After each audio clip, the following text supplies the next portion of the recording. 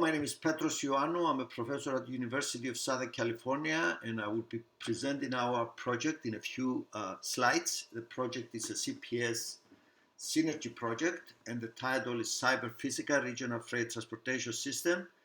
The co-PIs are Professor Majid Tesougi from Industrial System Engineering Department and Professor Genevieve Giuliano from the Price School of Policy at the University of Southern California.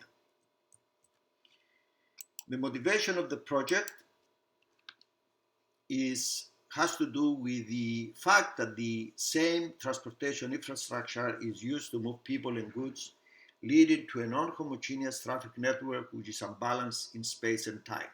We all experience congestion and unexpected traffic delays in today's traffic network, especially in metropolitan areas. The situation becomes even worse during incidents and disruptions that lead to severe congestion, longer travel times, and negative impact on the environment. On top of that, the lack of coordination among freight shippers and users of the network makes the situation worse and creates a lot of inefficiencies that are unnecessary.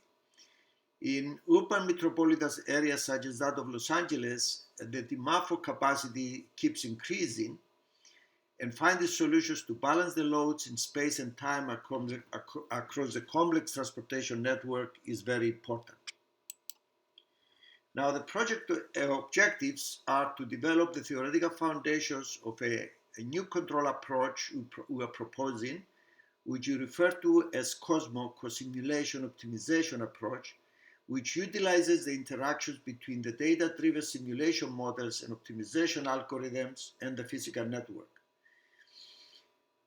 The idea is to apply the COSMO approach to solve the load balancing problem for freight in a multimodal environment that involves the road and rail networks, and investigate how identified barriers and policy issues incentives can be incorporated as mathematical constraints and or control variables in the optimized dynamic freight load balancing system using game theoretic analytics. In order to evaluate our techniques, we develop a simulation testbed that covers a large part of the metropolitan Los Angeles transportation road and rail network, which incorporates the twin ports of Los Angeles and Long Beach that generate a lot of truck traffic and freight movements in order to assess the effectiveness and feasibility of implementing the proposed freight load balancing strategies. In the broader impact area, we integrated the research results to the university educational program and make a lot of efforts to involve underrepresented minority students in our research. The COSMO approach is depicted in the above block diagram, which shows the feedback loops.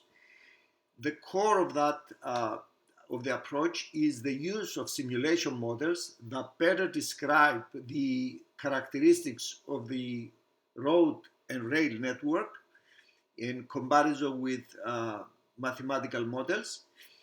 And the simulation model runs in real time with our optimization and load balancing scheme. And its purpose is to generate the link states, which in this case are link flows and travel times, which are needed by the optimization block in order to calculate the optimal routes. However, the initially selected routes may become congested as a result of adding loads to what appear to be minimum travel time route initially. So the purpose of the load balancing is to check that the routes generated, the optimal route generated by the optimization block, are indeed optimum when the interference of the added load impacts the link flows. In many cases, the link flows are impacted by the additional load, so the link state change, and this change is taken by the optimization block in another iteration to modify the routes to be indeed optimum under this new scenario. Then the decision goes back to the load balancing, does the checking again, and this feedback loop keeps going until the cost reduces significantly and meets certain stopping criteria. Now, the reason for using simulation models versus mathematical models is twofold. First, if we use a simple mathematical model that describes the impact of load on travel times, that would be too simple to be realistic. If we come up with a far more accurate and complicated model, then the optimization part will be difficult to solve, theoretically, but also computationally. And the other reason for using simulation models is that of taking advantage of the computational capabilities we have with today's computers. So instead of trying to solve a very complex optimization problem that we don't know how to solve, we solve a much simpler optimization problem, but at each iteration. So we do a simpler problem with many more iterations versus one long iteration. So this configuration appears to be very promising in this area where simple models cannot accurately describe phenomena such as traffic in a complex network.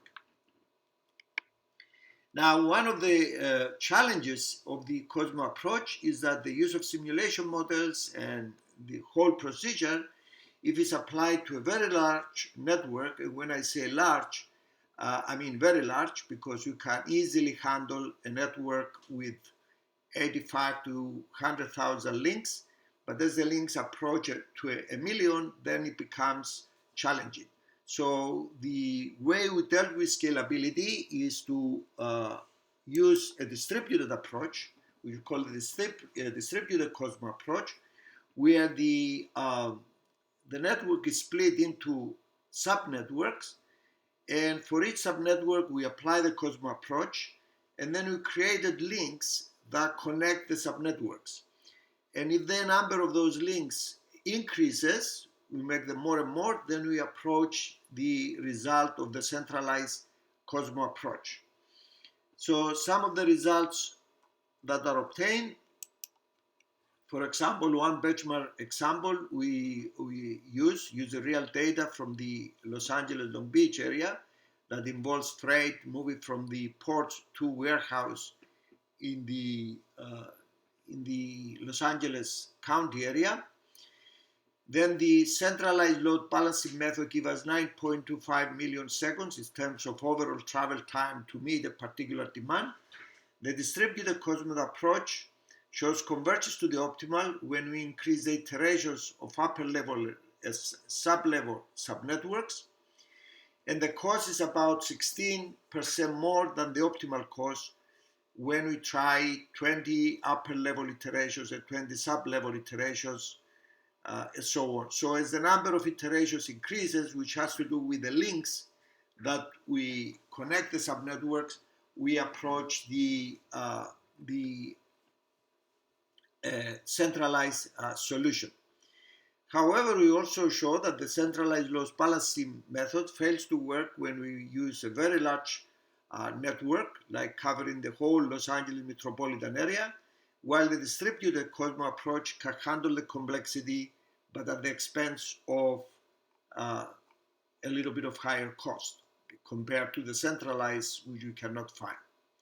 So the idea of the project is that the different shippers, different truck companies send their OD matrices to a central coordinator, which calculates the routes in an effort to minimize an overall cost, which we call the social cost.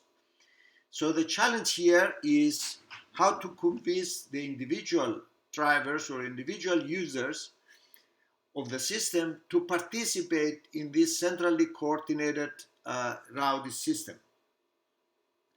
And as it is well known in game theory or in optimization, a socially optimal cost does not imply a user optimality.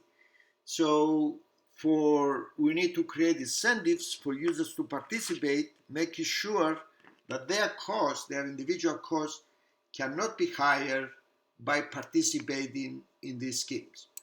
So in order to achieve these incentives, we formulate the freight routing, which is the part of the optimization problem now in the COSMO approach.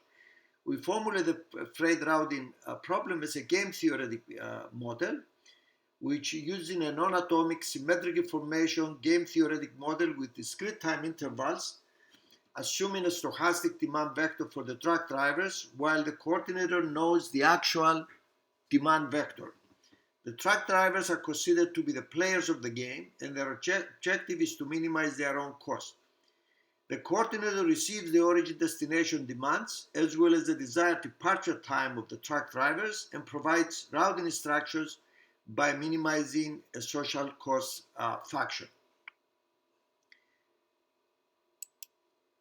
Now, the social cost function is designed so that the cost, the resulting cost, is lower than the usual equilibrium cost. So if truck drivers make a coordinated selfish routing decision, assuming that they anticipate correctly the behaviors of the other truck drivers, then we have a situation called user equilibrium, where with a certain corresponding overall cost.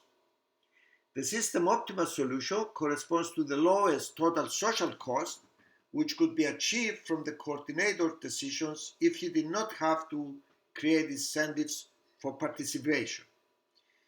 The coordinator provides individual incentives for voluntary participation and truthful declaration of the desired departure time of the truck drivers, while concurrently guaranteeing the budget balance on average property and making the network to approach the system optimal solution.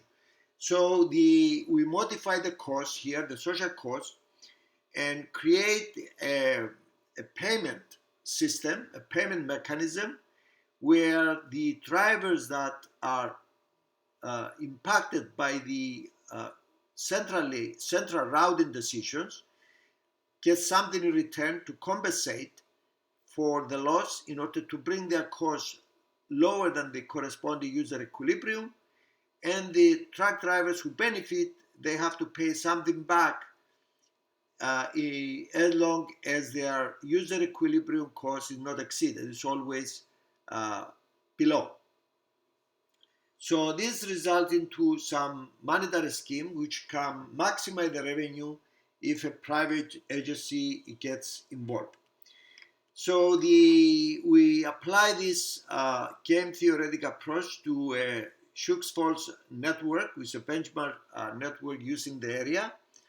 And here the result shows that we can bring down the user equilibrium cost through using our mechanism, which compares well with the system optimum in two different cases.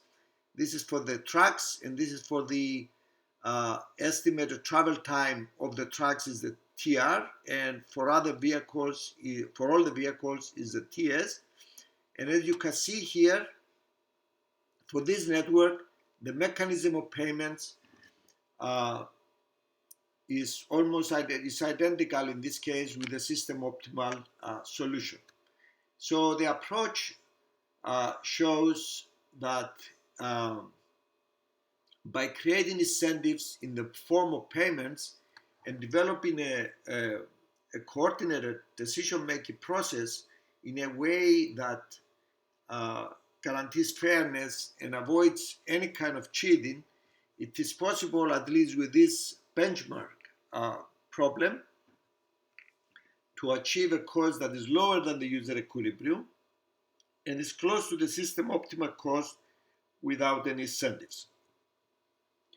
So these are basically the main ideas of our project. There are a lot of more things to talk about, but if anyone is interested for more information, I'll be glad to provide them. Please email me at ioannou.usc.edu. Thank you.